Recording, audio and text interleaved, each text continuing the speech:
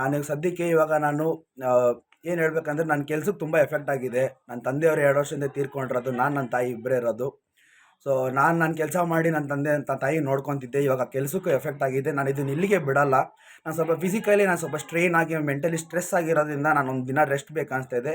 But ನಾನು ಇಲ್ಲಿಗೆ ಬಿಡಲ್ಲ. ತನಿಖೆ ನಡೆಯುತ್ತೆ ಅಂದ್ಬಿಟ್ಟು ಕಮಿಷನರ್ ಸರ್ ಅವರು ನನಗೊಂದು ಮಾತು ಕೊಟ್ಟಿದ್ದಾರೆ. ಏನು ವರಿ ಮಾಡಬೇಡ, ನಿನ್ನ ಕೆಲಸಕ್ಕೆ ಎಫೆಕ್ಟ್ ಆಗಲ್ಲ ಅಂತ ಹೇಳಿದ್ದಾರೆ. ಬಟ್ ಆಲ್ರೆಡಿ ನನ್ನ ವರ್ಕ್ ಪ್ಲೇಸಲ್ಲಿ ನೋಡಿದ್ರೆ ನನಗೆ ಏನು ಹೇಳೋದು, ಆಲ್ರೆಡಿ ನನಗೆ HR ಅವರು ಕಾಲ್ ಮಾಡಿ ಹೆಂಗೋ ಕೆಲಸ ಹೋಗೋ ಥರ ಆಗಿದೆ ನನ್ನ ಪರಿಸ್ಥಿತಿ ಇವಾಗ. ಬಟ್ ನಾನು ಇದನ್ನೇ ಇಲ್ಲಿಗೆ ಬಿಡಲ್ಲ. ನಾನು wing commander, air force wing commander ಅವ್ರು ಏನಿದಾರಲ್ವಾ, ಅವ್ರ ಕಡೆಯಿಂದ ನನಗೆ ಏನು ನ್ಯಾಯ ಬೇಕೋ ಅದು ನಾನು ತೊಗೊತೇನೆ. ನಾನು ಬಿಡಲ್ಲ. ಯಾಕಂದರೆ ಅವರು ಇಲ್ಲಿ ಲ್ಯಾಂಗ್ವೇಜ್ ಬ್ಯಾರಿಯರ್ ಅಂದ್ಬಿಟ್ಟು ಒಂದು ಸುಳ್ಳು ಕಂಪ್ಲೇಂಟ್ ಕೊಟ್ಟಿದ್ದಾರೆ. ಸೊ ನಾನು ಬೇಕಾದ್ರೆ ಆನೆಸ್ಟಾಗಿ ಹೇಳ್ತೀನಿ, ನಾನು ಮೋರ್ ದೆನ್ 5 ಲ್ಯಾಂಗ್ವೇಜ್ ಮಾತಾಡ್ತೀನಿ. ಕನ್ನಡ, ಇಂಗ್ಲೀಷ್, ಹಿಂದಿ, ತಮಿಳ್, ತೆಲುಗು 5 ಲ್ಯಾಂಗ್ವೇಜು ಬರುತ್ತೆ. ಸೊ ನಾನು ಬೆಂಗಳೂರಲ್ಲಿ ಹುಟ್ಟಿ ಬೆಳೆದಿರೋದು, ಬೆಂಗಳೂರಲ್ಲಿ ಜೀವನ ಮಾಡ್ತಿರೋದು. ಸೊ ಒಂದು ಭಾಷೆಯಲ್ಲಿ ಇಲ್ಲಿ ಜೀವನ ನಡೆಸೋದು ಕಷ್ಟ ಆಗೋದ್ರಿಂದ ನಾನು 5ರಿಂದ 6 ಭಾಷೆ ಕಲ್ತಿದ್ದೀನಿ. ಸೊ ಅವರೊಂದು ಫಾಲ್ಸ್ ಕೇಸ್ ಕೊಟ್ಬಿಟ್ಟು ಅವರೇ ನನ್ನ ಮೇಲೆ ಹಲ್ಲೆ ಮಾಡಿ ಈ ಥರ ಮಾಡಿರೋದು.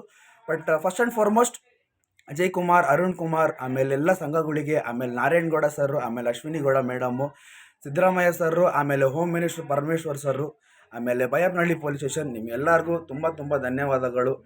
ಇದೊಂದು ದಿನ ನಾನು ರೆಸ್ಟ್ ಮಾಡಬೇಕು. ನಾನು ತುಂಬ ಮೆಂಟಲಿ ಸ್ಟ್ರೆಸ್ ಆಗಿ ಹೋಗ್ಬಿಟ್ಟಿದ್ದೀನಿ. ಸ್ವಲ್ಪ ಮೆಡಿಕಲ್ ಎಮರ್ಜೆನ್ಸಿ ಬೇಕಂತ ಅನಿಸ್ತಾ ಇದೆ. ನನ್ನ ದವಡೆ ಎಲ್ಲ ಊದ್ಕೊಂಡು ನಾನು ಸರಿ ಊಟನೂ ಮಾಡೋಕ್ಕಾಗಿಲ್ಲ ಅಂದರೂ ಪರವಾಗಿಲ್ಲ. ಬಟ್ ನನಗೆ ಯಾವ ಥರ ಫುಡ್ ಬೇಕಂತ ಕೇಳಿ ಬೈಯಪ್ಪನಹಳ್ಳಿ ಸ್ಟೇಷನ್ ಪೊಲೀಸ್ ಸಿಬ್ಬಂದಿಗಳು ನನ್ನ ತಂದುಕೊಟ್ಟು ನನಗೆ ಮೆಡಿಕಲ್ ಎಮರ್ಜೆನ್ಸಿ ಎಲ್ಲ ಕೊಟ್ಟು ಎಲ್ಲ ನೋಡ್ಕೊಂಡಿದ್ದಾರೆ. ಹಂಗಾಗಿ ನಾನು ಈ ಮಾತನ್ನು ಮುಗಿಸ್ತಾ ಇದ್ದೀನಿ. Thank you.